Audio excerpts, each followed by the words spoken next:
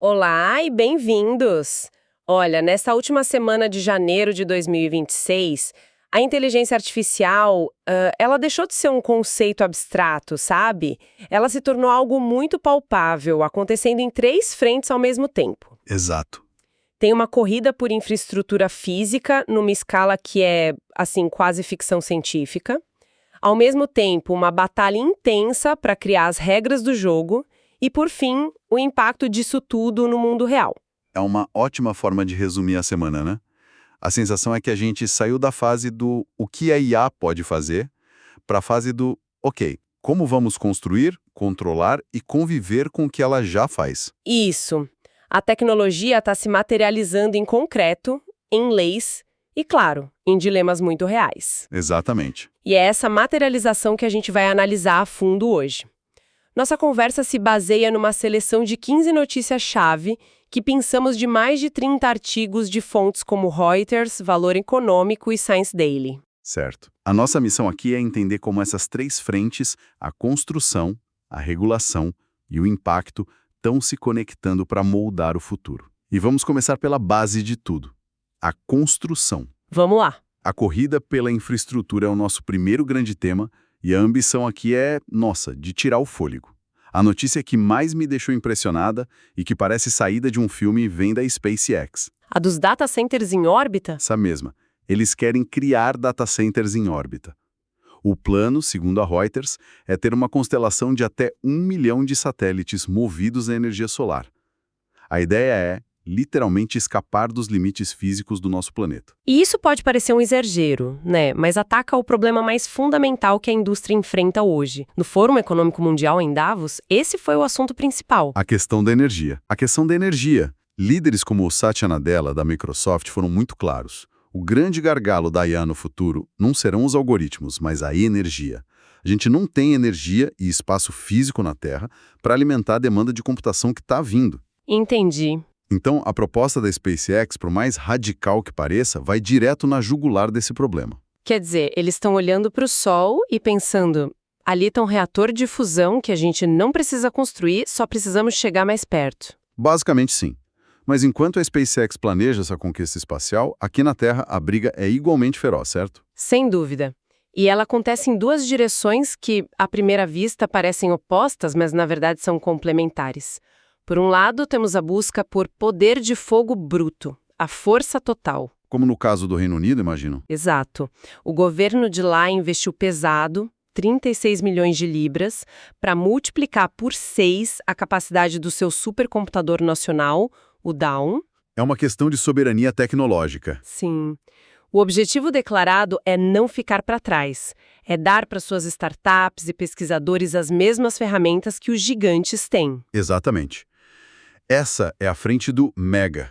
Construir máquinas cada vez maiores, mais potentes, centralizadas. É a corrida armamentista da computação. Mas espera aí, porque ao mesmo tempo que eu leio sobre isso, vejo outra notícia que parece ir na direção contrária.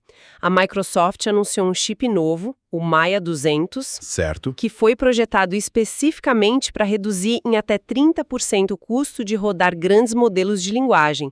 Aqui o foco não é no poder bruto, mas na eficiência. Como é que essas duas coisas conversam? Essa é a pergunta central. E a resposta é que não são tendências opostas. São as duas frentes da mesma batalha.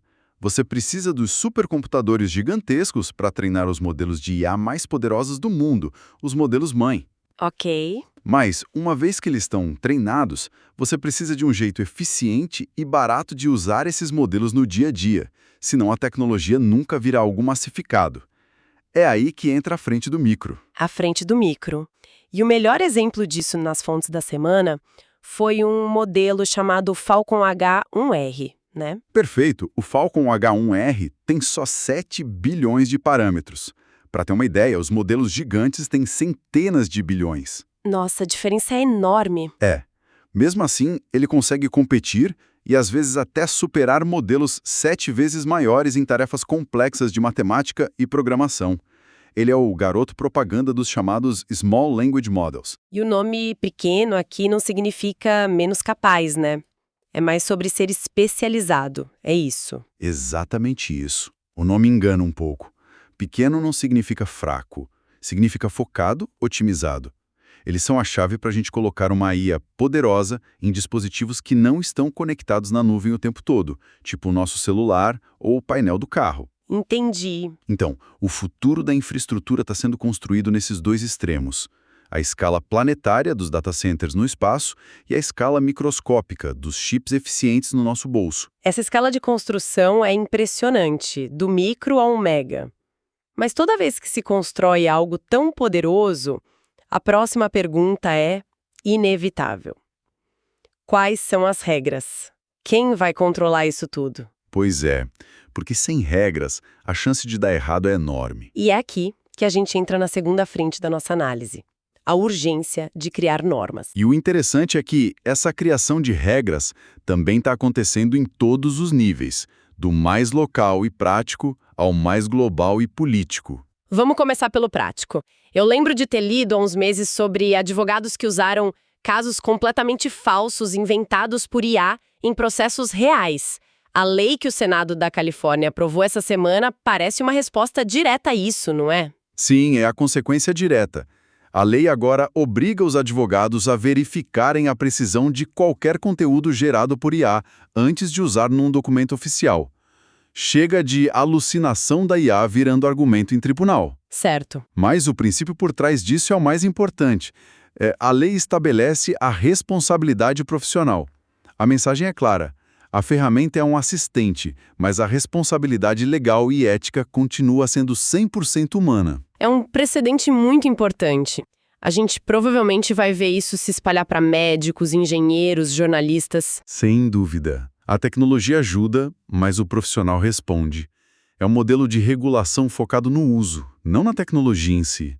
Ok. Isso resolve o problema da responsabilidade individual. Mas e as empresas gigantes que criam e controlam esses modelos? Existe algum movimento para regular o poder delas também? Existe, e é uma briga de cachorro grande. Na Europa, os reguladores estão usando a arma nova deles, o Digital Markets Act, para ir atrás do Google. E o que eles querem? A exigência é que a empresa facilite o acesso de concorrentes aos seus modelos de IA, como o Gemini. A preocupação aqui é de mercado. Evitar que os gigantes da tecnologia sufoquem a inovação de empresas menores. Entendi. É uma questão de antitruste. Exatamente.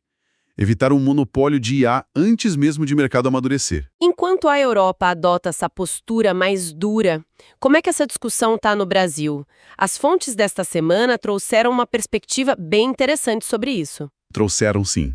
Uma reportagem da revista Fórum fez um levantamento sobre a Comissão Especial de IA na Câmara dos Deputados e apontou algo que ilustra bem a complexidade do tema. O que seria? Segundo a matéria, os parlamentares da comissão tiveram no mínimo 83 encontros com lobistas de Big Techs como Amazon, Google e Meta. A reportagem sugere que depois dessas reuniões, a tendência do grupo passou a ser defender uma regulação mais branda, mais focada em autorregulação. O que, se a gente pensar bem, é o completo oposto da abordagem europeia de intervenção forte. Exatamente. E se conectarmos esses pontos Califórnia, Europa e Brasil, o que aparece é a tensão fundamental na regulação de IA. De um lado, proteger os cidadãos e garantir competição. Isso.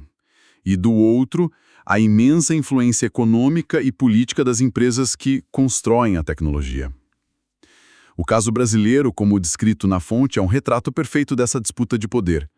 Não é um debate técnico sobre algoritmos, é uma disputa política sobre o futuro da economia. Então, com essa infraestrutura sendo construída a todo vapor e essa briga intensa pelas regras do jogo, a pergunta final é: o que está realmente mudando no nosso dia a dia? Já saiu da teoria? E a resposta das fontes desta semana é um sonoro sim. Um sim que veio com números e casos concretos, né? Especialmente do Fórum Econômico Mundial. Isso, eles publicaram um relatório com um título muito provocador.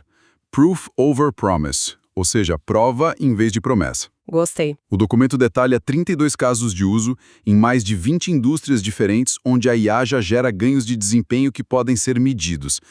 Parece que a fase de só falar do potencial está acabando. E qual é o segredo? O que esses casos de sucesso têm em comum? O insight estratégico que une todos eles é interessante.